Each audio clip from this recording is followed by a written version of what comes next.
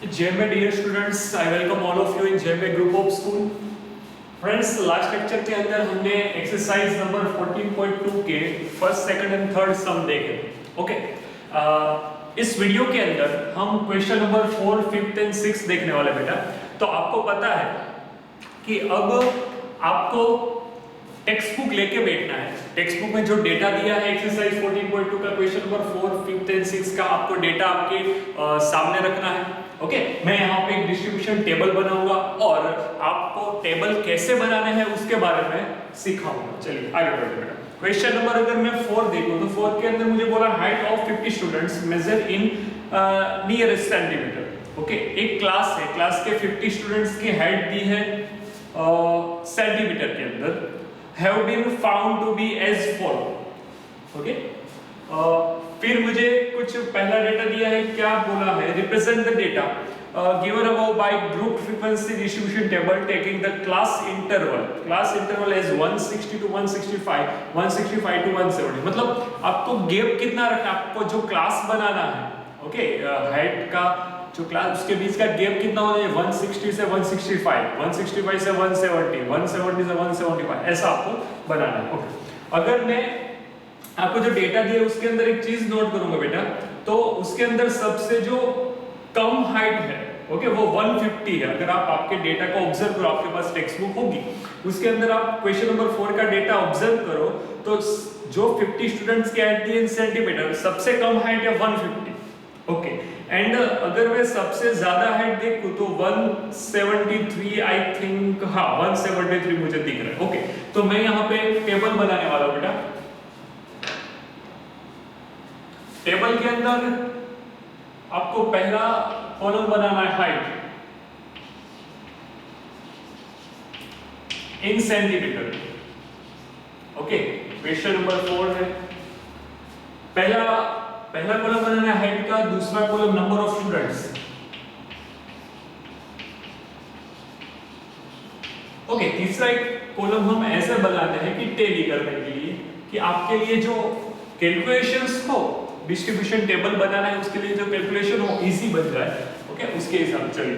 तो सबसे पहला जो हाइट होगा उसका क्लास कहां से स्टार्ट होगा बेटा, 150 से लेकर 155, फिर आता है 155 से लेके 160, 160 से लेके 165, 165 से लेके 170, 170 से लेके 175। ओके, मैक्सिमम हाइट 173 दी है, तो आप 175 के बीच में 173 आ जाए। ओके, तो आपको जो आपका टेबल बनाना है उसके अंदर जो हाइट का जो भी क्लास होगा वो इतना रखना है। ओके बच्चे, चलिए अब मैं आपको एक अच्छे से टेबल बना के दूं ताकि आपको एक अच्छी प्रेजेंटेशन मिले।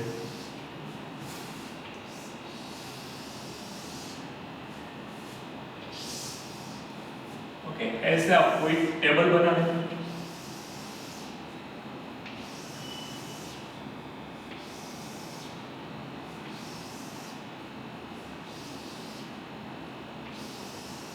ओके बेटा, अब बारी आती है सर डेटा को एग्जीक्यूट कैसे करेंगे। तो सबसे पहले आपको ये समझना है, चलिए 161 कहां पे आएगा, यहाँ पे 161 इसके बीच में आएगा, तो यहाँ पे मैंने एक लाइन ड्रॉ कर दी। फिर 150, चलिए 150 इसके अंदर आता है, तो यहाँ पे पहले के अंदर लिख दिया 154 फर्स्ट में आएगा, तो मैंने यहाँ पे बता दिया 165। चलिए 165, आपको ये क्वेश्चन होगा सर 165 यहाँ पे भी आता है और 165 यहाँ पे भी आता है, मैं लूंगा किसको। तो आपको ये चीज याद रखनी है, जहां से स्टार्ट होता है 165 स्टार्ट कहां से होता है, इसके अंदर, तो इसके अंदर काउंट करना। ओके, अब अगर आपको कोई पूछे 170 स्टार्ट कहां पे होता है, यहाँ पे, तो इसके अंदर 170 काउंट करूंगा, इसके अंदर 165 काउंट करूंगा। ओके, तो यहाँ पर मैं 165 के लिए लाइन करूँ, 168 इसी के अंदर आएगा, फिर 161 कहां पे आएगा बच्चे, यहाँ पे। ओके, ऐसे आपको हर एक एलिमेंट्स के लिए एक एक डेटा रिप्रेजेंट करना है। 154 मैंने यहाँ पे बताया, 162 यहाँ पे, 150 एक्चुअल में यहाँ पे आएगा, फिर 151 यहाँ पे। 4 होने के बाद एक 5वीं क्रॉस लाइन ताकि आपको इजी रहे। 162 कहाँ पे होगा बच्चे, यहाँ पे 162, 164 भी यहाँ पे होगा, 4 के बाद एक 5। ओके, 171 कहाँ पे आएगा, तो ये 165 कहाँ पे आएगा? यहाँ पे नीचे, क्योंकि यहाँ पे स्टार्ट हो रहा है 165। 158 कहाँ पे आएगा बच्चे? 158 यहाँ पे, 154, 156, ओके। फिर 172, 172 यहाँ पे लास्ट में, 160 जहाँ पे स्टार्ट हो रहा है वहीं पे होना है, 170 जिसमें स्टार्ट हो रहा है वहीं पे होना है। फिर एक डेटा है 153 अगर मैं देखूं तो 153 इसके अंदर फर्स्ट के अंदर आएगा। 159 कहाँ पे है? यहाँ पे। 161 इसके अंदर, 170 इसके अंदर, 162 कहाँ पे बेटा? यहाँ पे। 165 कहाँ पे होगा? यहाँ पे होगा। 166, 168, 165, 164, 153, सॉरी 154 है, 152 भी यहाँ पे होगा, 153 भी यहाँ पे होगा, 156 नीचे, 158, 162, 160, 161, 163, 173 है बेटा, 173 लास्ट वाला, 166 यहाँ पे, ओके। 161 कहाँ पे होगा? तो कि यहाँ पे। 159 ये रहा, 162 ये, 167 यहाँ पे, 168 यहाँ पे, 159 कहाँ पे? ये रहा, 158, 153, 154 एंड 159 कहाँ पे होगा बच्चे? यहाँ। ओके, तो अगर आप यहाँ पे देखो बेटा, आपको ये काउंट करना, ये हो गया 5, 5, 2, तो यहाँ पे लिखना है 12, ये 5 प्लस 4 तो हो गया 9, ये 5 प्लस 5 10, 10 प्लस 4 कितना होगा? 14, 5 प्लस 5 तो ये हो गया 10 और ये होता है 5। अगर मैं काउंट करूं तो सबका टोटल यहाँ पे लास्ट में कौन होगा? टोटल कितना होना चाहिए? 50, ओके। 50 आ रहा है, देखिए 12 प्लस 9 21, 21 प्लस 14 35, 35 प्लस 5 40, 40 प्लस 10 50 मेरा क्रॉस एग्जामिनेशन मैंने कर लिया। मेरा ऑब्जर्वेशन टेबल फ्रीक्वेंसी ऑब्जर्वेशन जो डिस्ट्रीब्यूशन था वो मैंने यहाँ पे आपको बताया। अब मुझे क्वेश्चन नंबर फर्स्ट जो बोला है, represent the data in group frequency distribution table. Okay, मैंने टेबल में आपको बना दिया। दूसरा क्वेश्चन है, what can you conclude about their Heights from table. चलिए, आप कंक्लूजन तो कुछ भी निकाल सकते हो। Okay, whether it is from your text book answer, whether it is out of the content. Okay, आपकी टेक्स्ट बुक में ऐसा बोला हुआ है, आपकी टेक्स्ट बुक का जो आंसर है वो कुछ ऐसा हो सकता है कि आप अगर इतने बच्चे देखो, ओके, ये बच्चे इतने ऐसे हैं कि जिसकी हाइट मतलब 50% स्टूडेंट्स की हाइट जो है वो 165 से कम है, बिलो। देखिए 12 प्लस 9 21, 21 प्लस 14 करूंगा तो 35 मतलब मोर देन 50% हुआ। Yes, okay. यहाँ पे अगर मुझे आंसर लिखना हो कि पहले का आंसर क्वेश्चन नंबर 4 का सेकंड का answer more than 50% students are shorter than 165 centimetre. Okay, 165 centimetre से ये 165 से कम ही है ना, ये 50%। तो ये आपका ऑब्जर्वेशन हो सकता है। या फिर आपका दूसरा ऑब्जर्वेशन क्या होगा कि only 5 students are taller than 170 centimetre. देखिए 5 स्टूडेंट्स हैं। ओके, ऐसा आप कोई भी ऑब्जर्वेशन कोई भी कंक्लूजन आप बता सकते हो। आई होप कि आपको क्वेश्चन नंबर 4 अच्छे से पता चला होगा। और कुछ नहीं करना है, सिर्फ डेटा का टेबल बनाना है। ओके, टैली करते जाना है, जो लास्ट में बचेगा वो मुझे यहाँ पे लिख के आपको बताना है। चलिए नेक्स्ट क्वेश्चन, अगर मैं नेक्स्ट क्वेश्चन देखूं, क्वेश्चन नंबर 5, तो क्वेश्चन नंबर 5 ऐसा है कि मुझे ऐसा बोला है बेटा कि अ study was conducted to find the concentration of sulfur dioxide in air. Okay, sulphur dioxide जो होता है उसकी एयर में कंसंट्रेशन कितना कंसंट्रेशन है एयर के अंदर, वो ppm पार्ट्स पर मिलियन में। ओके, आपको एक यूनिट होता है ppm, उसके अंदर आपको बताया। आगे बढ़ते, 30 दिन 1 महीने का डेटा आपको दिया है, किसका? Concentration of sulphur dioxide. अब मैं क्या करने वाला, मैं सबसे पहले डेटा को ऑब्जर्व करूंगा। आप डेटा को अगर ऑब्जर्व करोगे तो सबसे कम ppm क्या है, तो 0.01, और सबसे ज्यादा ppm कितना है, 0.22।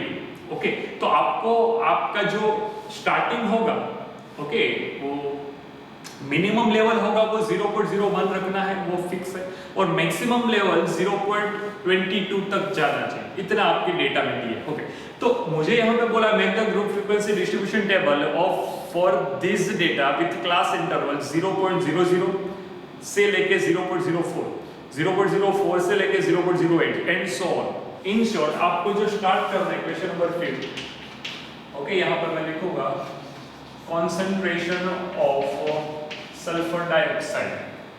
ओके, कहां से स्टार्ट करेंगे, 0.00 से लेके 0.04, 0.04 से लेके 0.08, ऐसा आपको बनाते जाना है। 0.08 से लेके 0.12, 0.12 से लेके 0.16, 0.16 से लेके 0.20 एंड 0.20 से लेके 0.24। सर बस 24 तक ही जाएंगे, क्यों? क्योंकि आपको जो डेटा दिया है उसके अंदर मैक्सिमम डेटा 0.22 है। 0.22 यहां तक आ जाता है, हाँ आ जाता है। ओके, तो यहां तक आपको रखना है। फिर यहां पर मुझे लिखना होगा नंबर ऑफ डेज। ओके, कितने दिन के अंदर ये कंसंट्रेशन ppm में, यहाँ पे ये ppm में है, पार्ट्स पर मिलियन। ओके, चलिए तो मैं यहाँ पे एक आपको पहले टेबल बना के दूं, एक अच्छा टेबल, ताकि आपको प्रॉपर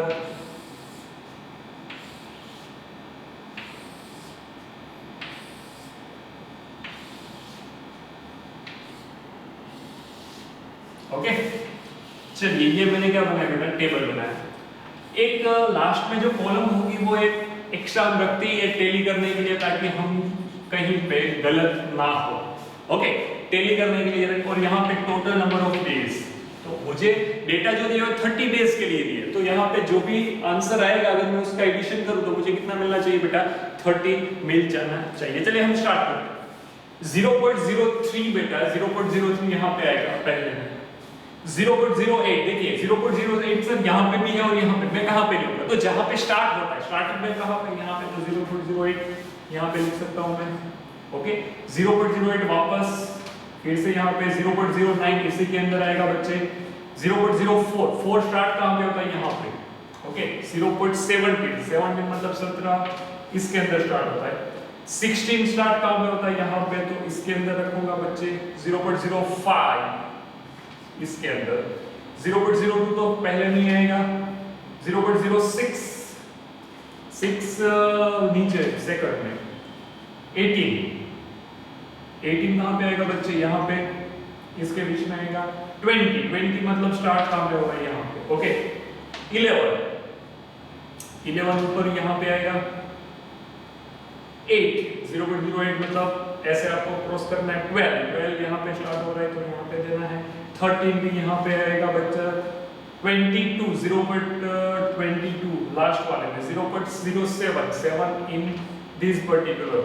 ओके, 0.08 कहाँ पे होगा, यहाँ पे होगा। 0.01 ऊपर होगा पहले में। 0.10 कहाँ पे होगा बच्चे, यहाँ पे। 0.06 ये काटा। 0.09 तो इसके अंदर आएगा। 18 मतलब ये। ओके, 0.11 वेर यहाँ पे होना चाहिए। 0.07 मतलब कहाँ पे बेटा, यहीं पे होगा, हाँ यहाँ पे ही होगा। ओके, 0.05 तो 5 भी इसी के अंदर आएगा, 7 भी इसी के अंदर रहेगा, 0.01 तो यहाँ पे होगा 0.04 होगा यहाँ। ओके, अगर मैं इनको काउंट करूं बच्चे तो ये पहला वाला है 4, दूसरा वाला 5 + 4 मतलब 9। ओके, तीसरा वाला भी क्या आएगा 5 + 4 मतलब 9, चौथा वाला ये 2 है, ये क्या है 4 है और ये 2 है। अगर 9 + 9 18 + 4 होगा 22 + 2 24 + 4 28 तो ये हो गया 30। टोटल मुझे आंसर मिला 30। ओके, अब मैं थोड़ा क्वेश्चन को आगे पढ़ूं। For how many days was the concentration of sulfur dioxide more than 0.11? चलो 0.11 मतलब 0.11 से ज्यादा कंसंट्रेशन हो इतने कितने दिन तक होगा? तो सर 0.11 से ज्यादा मतलब 0.12 से लेके 24 तक ही मुझे देखना पड़ेगा बेटा। ओके, तो मैं यहाँ पे लिखूंगा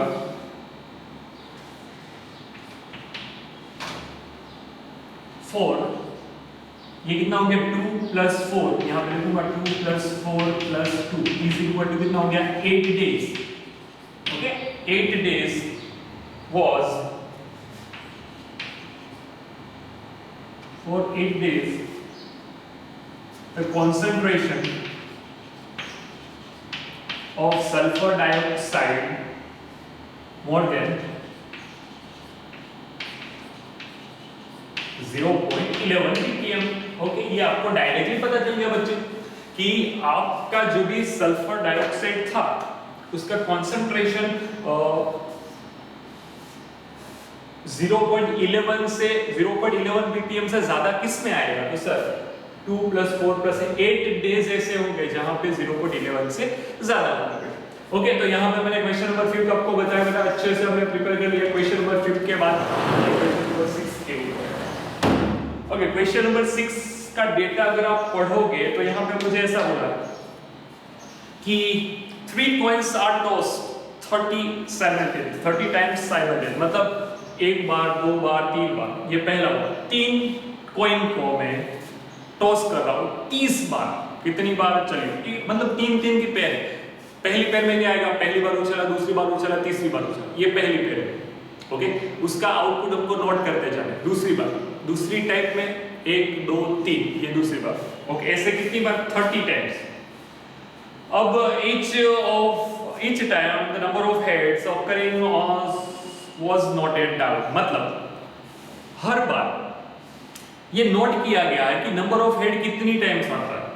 ओके, 30 टाइम्स मैंने जो एक्सपेरिमेंट किया है 3 कॉइन को साइमल्टेनियसली उछालने का, तो आपको ऐसा बोला है कि 0 टाइम अगर मैंने 3 टाइम उछाला है तो फर्स्ट एक्सपीरियंस के अंदर 0 टाइम हेड आया, दूसरे एक्सपीरियंस में दूसरी बार मैंने जब किया तब 1 बार हेड आया, तीसरी टाइम एक्सपेरिमेंट किया जब तब 2 बार हेड आया। ऐसा आपको डेटा कोई दिया है। ओके, तो ये जो नंबर दिया है वो नंबर ऑफ हेड्स। ओके, तो आप अगर डेटा को ऑब्जर्व करोगे तो उसमें सबसे कम वाला हेड क्या है? 0 टाइम्स हेड आया, ऐसा दिया है। और सबसे ज्यादा टाइम हेड क्या है? 3 टाइम हेड। ओके, तो यहां पर मैं क्वेश्चन नंबर 6 के लिए ऐसा लिखूंगा, number of head, number of heads एक तो 0 1 2 3, बस ये तो सिंपल सा। ओके, अब each time the number of head, okay ये दिया है। Okay, prepare frequency distribution for given data। Okay sir, चलिए एक डिस्ट्रीब्यूशन टेबल ही बनाना है। यहां पे अगर आप टेली का कॉलम ना बनाओ तो चलेगा। क्यों चलेगा बेटा? क्योंकि शॉर्ट डेटा है और सिंपल डेटा है। सिंपल डेटा में हमको कोई जरूरत नहीं है टोटल। ओके, टोटल चलिए पहले मैं ये काउंट करूंगा 0 कितनी बार।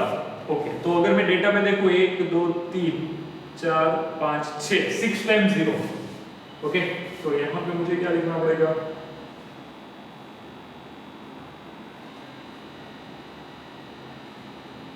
फ्रीक्वेंसी। ओके, फ्रीक्वेंसी या फिर आउटपुट आप बोल सकते हो कि भाई मैं एक्सपेरिमेंट कर रहा हूं, इसका आउटपुट या फिर फ्रीक्वेंसी क्या आ रही है। तो 0 कितनी बार है? 6 टाइम्स है। 1 कितने बार अगर मैं काउंट करूंगा 1 2 3 4 5 6 7 8 9 10 1 2 3 4 5 6 7 8 9 10 10 टाइम्स 1। ओके, और 2 कितनी बार है? 9 टाइम्स है बेटा, देख लीजिए, गिन लीजिए, 1 2 3 4 5 6 7 8 9 टाइम्स। और 3 कितनी बार है? 5 टाइम्स। तो टोटल आप गिनोगे तो टोटल 30 हो रहा है। यस, हो रहा है। ओके, नाउ बस इतना सा ही मुझे बोला है कि प्रिपेयर डिस्ट्रीब्यूशन टेबल, तो हमने डिस्ट्रीब्यूशन टेबल यहाँ पे प्रिपेयर करके दे दिया। तो बेटा ऐसे सब होते हैं। इस टाइप के सम के अंदर आपको क्या करना होगा? सिर्फ और सिर्फ आपको ये बोलना चाहता हूं कि नंबर ऑफ हेड्स सबसे कम क्या है? 0 बार, और सबसे ज्यादा क्या है? 3 टाइम्स। ओके, तो ऐसा हमने क्वेश्चन नंबर 4, 5 एंड 6 कंप्लीट किया बेटा। ओके, तो आगे के जो भी क्वेश्चन होंगे वो नेक्स्ट लेक्चर के अंदर करेंगे, तब तक आप इसको प्रिपेयर करें। जय हिंद।